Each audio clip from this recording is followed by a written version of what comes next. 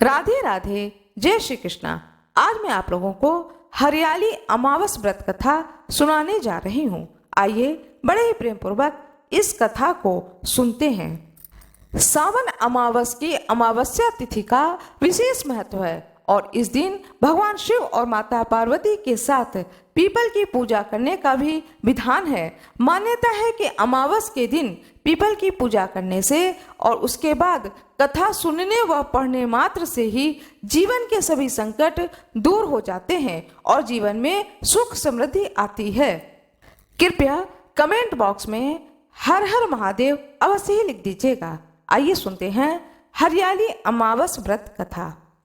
एक समय की बात है, एक राजा अपने परिवार के साथ सुखपूर्वक निवास किया करते थे। उनका एक पुत्र था जिसकी शादी हो चुकी थी।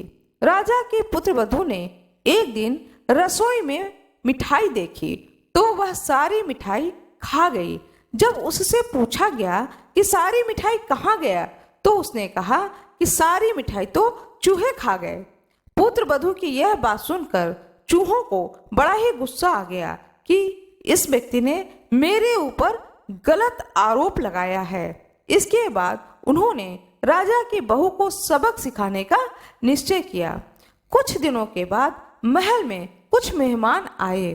चूहों ने सोचा कि यह अच्छा मौका है राजा के पुत्र वधू को सबक सिखाने का। बदला लेने के लिए चूहों ने बहू की साड़ी चुराई और उसे ले जाकर के अतिथि के कमरे में रख दी। जब सुबह सेवकों और अन्य लोगों ने उस साड़ी को वहां देखा तो वो लोग राजा की बहू के चरित्र के बारे में बात करने लगे। यह बात जंगल में आग की तरह पूरे गांव में फैल गई। जब यह बात राजा के कानों तक पहुंची तो उसने अपने पुत्र वधू के चरित्र पर शक करते हुए उसे महल से निकाल दिया। राजा की बहू महल से निकलकर एक झोपड़ी में रहने लगी। वह नियमित रूप से पीपल के एक वृक्ष के नीचे दीपक जलाने लगी। इसके साथ ही वह पूजा करके गुड़धानी का भोग लगाकर लोगों में प्रसाद वितरित करने लगी। इस प्रकार कुछ दिन बीत जाने के बाद एक दिन राजा उस पीपल के पेड़ के पास से गुजरे जहां उनकी बहू हमेशा दीपक जलाया करती थी। इस दौरान उनका ध्यान उस पेड़ के आसपास जगमगाती रोशनी पर पड़ी। राजा इसे देखकर चकित रह गए। महल में वापस आने के बाद उन्होंने अपने सैनिकों से उस रोशनी के रहस्य का पता लगाने के लिए कहा। सैनिक राजा की बात को मानकर उस पेड़ के पास गए। वहां उन्होंने देखा कि दीपक आपस में बात कर रहे थे। सभी दीपक अपनी अपनी कहानी बता रहे थे। तभी एक दीपक बोला कि मैं राजा के महल से हूँ।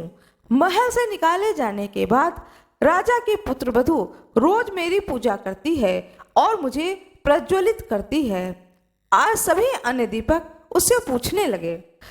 सभी अन्य दीपक ने उससे पूछा कि राजा की बहू को महल से क्यों निकाला गया।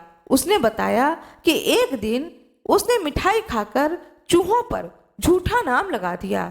इस पर चूहे नाराज हो गए और राजा की बहू से बदला लेने के लिए उसकी साड़ी अतिथि के कमरे में रख आए। यह सब देखकर राजा ने उसे महल से निकाल दिया।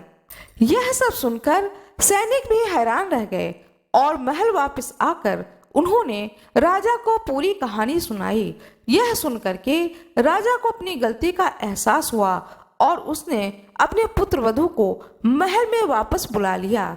इस प्रकार पीपल के पेड़ की नियमित पूजा करने का फल राजा की बहू को मिला और वह अपना जीवन आराम से व्यतीत करने लगी। यह होता है पीपल के वृक्ष की पूजा करना और अमावस के दिन पीपल के जड़ के नीचे दीपक जलाने का पुण्य फल।